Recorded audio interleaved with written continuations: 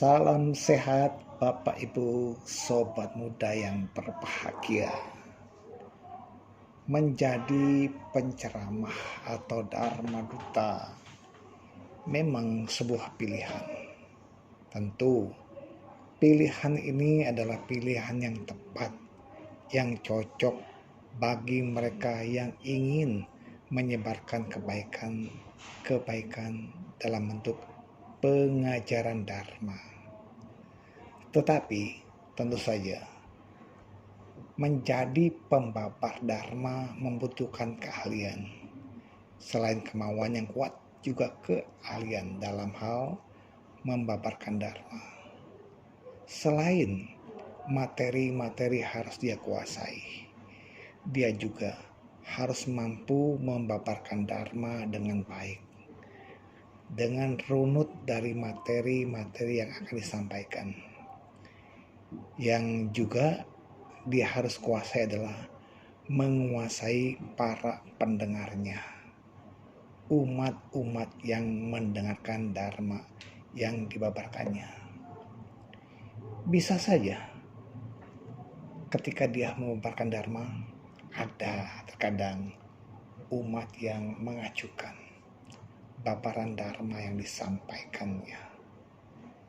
Kenapa bisa terjadi? Bapak Ibu Sobat Muda yang berbahagia, umat yang hadir dengan banyak ragamnya, dari usia yang berbeda, level pengetahuan yang berbeda, juga ketertarikan akan babaran dharma yang disampaikannya juga berbeda. Oleh karena itu, seorang penceramah, seorang dharma duta harus dengan jeli, dengan tekun menyimak, memperhatikan siapa-siapa pendengarnya dan bagaimana tingkah para pendengarnya. Ya, bisa kita lihat ada orang yang tekun, begitu seksama mendengarkan bimbingan dharma. Ada yang ngantuk-ngantuk, ada yang senang ngobrol, atau mungkin ada yang sibuk dengan handphonenya. Nah, sebagai dharma duta tentu saja harus memeriksa dengan seksama kondisi ini. Kenapa? Karena agar materi yang disampaikan benar-benar sampai dan sama seperti yang diharapkan oleh penceramah. Bagaimana kita mengantisipasi hal-hal tersebut? Tentunya, walaupun tidak secara berurut ya, saya sampaikan.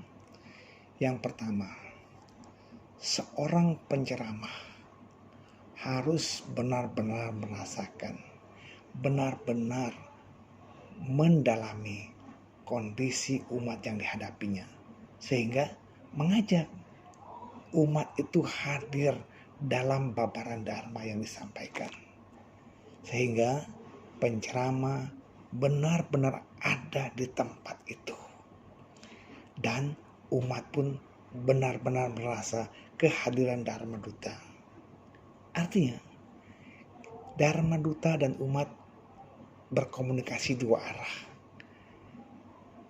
Penceramah membabarkan dharma, umat mendengarkan dharma, dan menyimak dengan seksama. Buat interaksi antara pembicara dengan pendengar, antara dharma duta dengan umat. Lemparkanlah beberapa pertanyaan yang memang membuat umat untuk tertarik mengikuti materi yang disampaikan. Buat respon. Tentu buat juga daya tarik lain. Ya, sebagai dharma duta di masa sekarang ini, pada masa ini, saat ini, teknologi sudah banyak berkembang.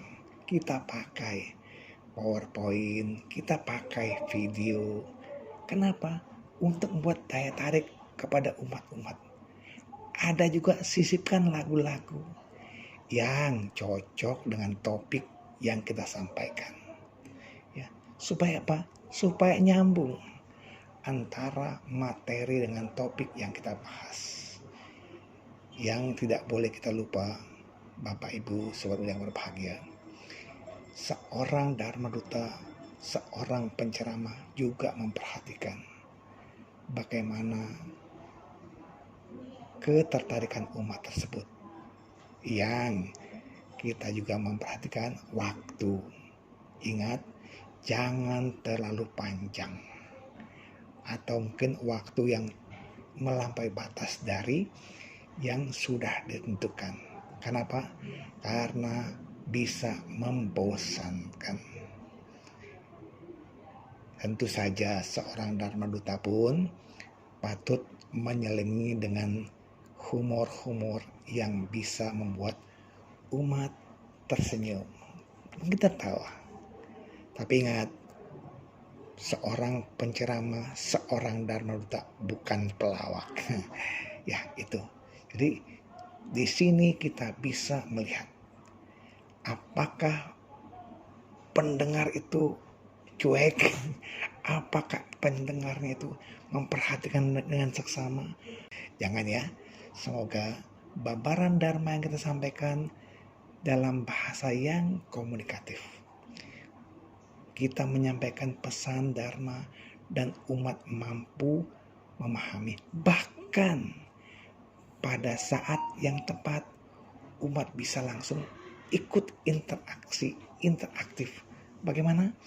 Topik tentang meditasi, topik tentang dana juga pas bermeditasi, umat meditasi pada saatnya.